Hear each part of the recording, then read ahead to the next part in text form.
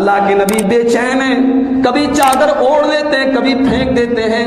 اس بے چینی کے عالم میں اللہ کے نبی فرماتے ہیں لعن اللہ الیہود والنصارى، اللہ کی لعنت ہو یہودیوں کے اوپر اور عیسائیوں کے اوپر۔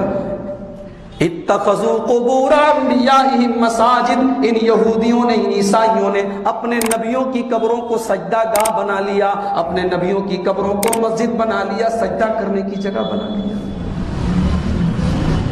جس رسول نے اپنے آخری ٹائم میں منع کیا تھا، آج اس رسول کا کلمہ پڑھنے والے مزاروں پہ جا کے سجدے کر رہے ہیں۔ اللہ کو چھوڑ کے اللہ کے بندوں کو غریب نواز کہا جا رہا ہے، اللہ کو چھوڑ کے اللہ کے بندوں کو غوث اعظم کہا جا رہا ہے۔ اللہ نے کتنی سچی بات کہی سورہ حج کے اندر۔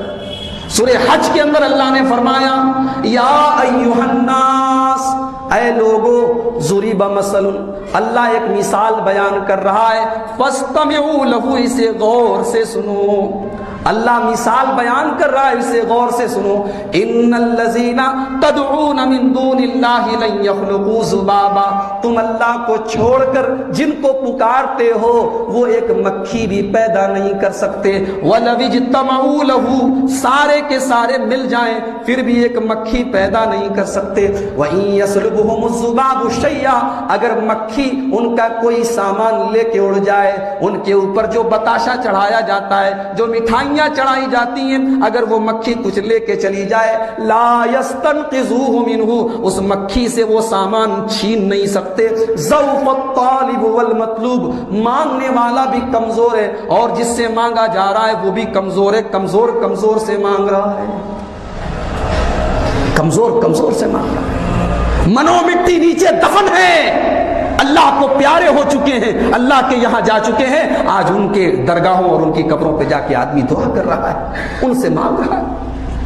میرے پیارے بھائیوں، مجھے ایک سوال کا جواب دے دو، جب شیخ عبد القادر جیلانی اپنی ماں کے پیٹ میں تھے، ان کی ماں کے پیٹ میں ان کو کون روزی دے رہا تھا؟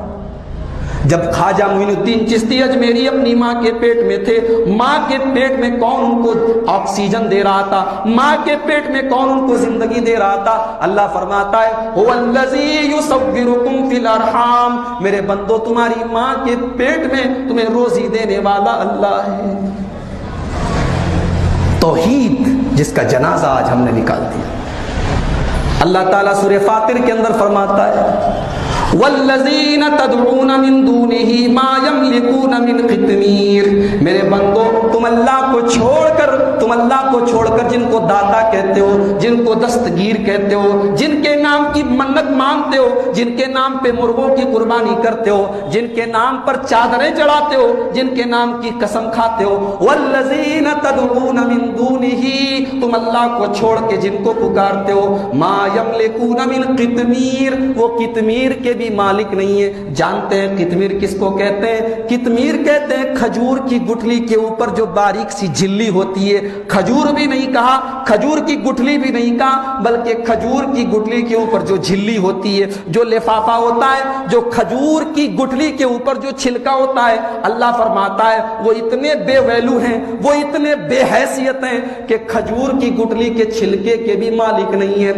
ان تدعوہم لا یسمعوا دعاءکم، تم ان کو جتنا بھی پکارو وہ تمہاری دعا کو سن نہیں سکتے۔ اور اسی کے فوراً بعد اللہ نے کہا یا ایھا الناس انتم الفقراء الی اللہ، ہے مانو جاتی، اے انسانوں، اے دنیا میں بسنے والے تمام کے تمام انسانوں، انتم الفقراء الی اللہ، تم سب کے سب اللہ کے در کے فقیر ہو، تم بھی اللہ کے فقیر ہو۔ خواجہ معین الدین چشتی اجمیری بھی اللہ کے فقیر ہیں، تم بھی اللہ کے در کے محتاج ہو، اور شیخ عبد القادر جیلانی بھی اللہ کے در کے محتاج ہیں۔ اللہ کے جتنے اولیاء دنیا میں آئے وہ سارے کے سارے اللہ کے محتاج ہیں۔ واللہ هو الغنی الحمید، اکیلی اللہ کی ذات ایسی ہے جو کسی کی محتاج نہیں ہے۔ اللہ سب کو دینے والا ہے، وہ کسی کا محتاج نہیں ہے۔ میرے بھائیوں، دنیا میں امن کہاں سے آئے گا؟ دنیا میں شانتی کہاں سے آئے گی جب توحید ختم ہو رہی ہے؟ جو مسلمان نماز میں کہتا ایاک نعبد و ایاک نستعین، اے اللہ عبادت تیری کرتا ہوں، مدد تجھی سے مانگتا ہوں، مسجد کے باہر نکلتا ہے کہتا یا علی مشکل کشا، یا خواجہ غریب نواز، دکان پہ بڑے بڑے حروف میں لکھتا ہے، بغداد شریف کی تصویر لگاتا ہے، اجمیر شریف کی تصویر، درگاہ کی تصویر لگاتا ہے، اور یہ ایمان رکھتا ہے کہ مجھے برکت ہوگی۔ قرآن کہتا ہے الذین آمنوا ولم یلبسوا ایمانہم بظلم اولئک لہم الامن وہم مہتدون، جو لوگ ایمان لائے، ایمان تو ہم بھی لائے، ایمان تو ہمارے تمام کلمہ پڑھنے والے بھائی لائے، لیکن اللہ نے ایمان کے ساتھ ایک کنڈیشن لگائی، ایک شرط لگائی، الذین آمنوا، جو ایمان لائے، ولم یلبسوا ایمانہم بظلم، اور اپنے ایمان میں ظلم کی ملاوٹ نہیں کی۔ ظلم کس کو کہتے ہیں؟ ظلم کا مطلب ہوتا ہے اتیاچار کرنا، کسی کو اس کا حق نہ دینا۔ دنیا کا سب سے بڑا اتیاچار، دنیا کا سب سے بڑا ظلم، دنیا کا سب سے بڑا پاپ یہ ہے کہ آدمی اللہ کے ساتھ شرک کرے، اللہ کو چھوڑ کے کسی اور کے آگے سر جھکائے۔ اسی ظلم کو، اسی شرک کو اللہ نے ظلم کہا ہے۔ ایمان لائے اور ایمان کے ساتھ ظلم کی ملاوٹ نہیں کی، شرک نہیں کیا، اللہ فرماتا ہے اولئک لہم الامن وہم مہتدون، وہی لوگ امن اور چین پائیں گے اور وہی ہدایت پائیں گے۔ کتنے مسلمان ہیں گلے میں تعویذ ہے، بچے کے گلے میں تعویذ ہے، عورتوں کے گلے میں تعویذ ہے، کالے دھاگے ہیں، لال دھاگے ہیں، پیلے دھاگے ہیں۔ پوچھو یہ تعویذ کیوں پہنا ہے؟ میرے بچے کو نظر لگ گئی تھی، میرا بچہ بہت بیمار رہتا تھا، میں فلاں پیر صاحب کے پاس گیا، انہوں نے یہ تعویذ دے دیا ہے۔ میرے بھائی تو ذرا سوچ، تیرا ایمان کتنا کمزور ہو گیا ہے، تو لال کالے پیلے دھاگوں پر بھروسہ کرتا ہے۔ آؤ میں تمہیں بتاؤں کہ نبی کے صحابہ تعویذ کا کیا کرتے تھے۔ عبداللہ ابن مسعود کا نام تو آپ نے سنا ہوگا، بہت بڑے صحابی ہیں۔ عبداللہ ابن مسعود رضی اللہ تعالیٰ عنہ کی بیوی کا نام زینب تھا۔ ابو داؤد کی روایت ہے، حضرت زینب کہتی ہے، جو عبداللہ ابن مسعود کی پتنی ہے، ان کی بیوی ہے، کہتی ہے کہ میرے بدن میں لال کلر کے دانے ہو گئے تھے، لال لال دانے ہو گئے تھے میرے بدن پہ۔ مجھے پتا لگا کہ ایک بڑھیا عورت ہے، وہ جھاڑ پھونک کرتی ہے تو دانے ختم ہو جاتے ہیں۔ میں نے اس بڑھیا عورت کو بلایا، وہ منتر پڑھ کے مجھے دم کرنے لگی، میرے بدن کے اوپر دم کرنے لگی۔ اتنے میں عبداللہ ابن مسعود جو میرے شوہر تھے وہ دروازے پر آئے، اور عبداللہ ابن مسعود کی عادت تھی جب وہ گھر آتے تھے تو گھر میں گھسنے کے پہلے کھانستے تھے۔ اس سے ایک سبق ملا کہ آدمی گھر میں جائے تو جانے کے پہلے تھوڑا کھانس دے، تھوڑا نشانی دے دے، تاکہ عورتوں کو پتہ چل جائے کہ مرد آ رہے ہیں، تاکہ وہ اپنی پوزیشن صحیح کر لیں۔ حضرت عبداللہ ابن مسعود نے کھانسا، اب بڑھیا عورت ڈر گئی، اس کو پتا تھا کہ عبداللہ ابن مسعود بہت سخت آدمی ہے، تو ان کی بیوی زینب کہتی ہے کہ میری چارپائی بہت اونچی تھی، وہ بڑھیا پھٹ سے چارپائی کے نیچے چھپ گئی۔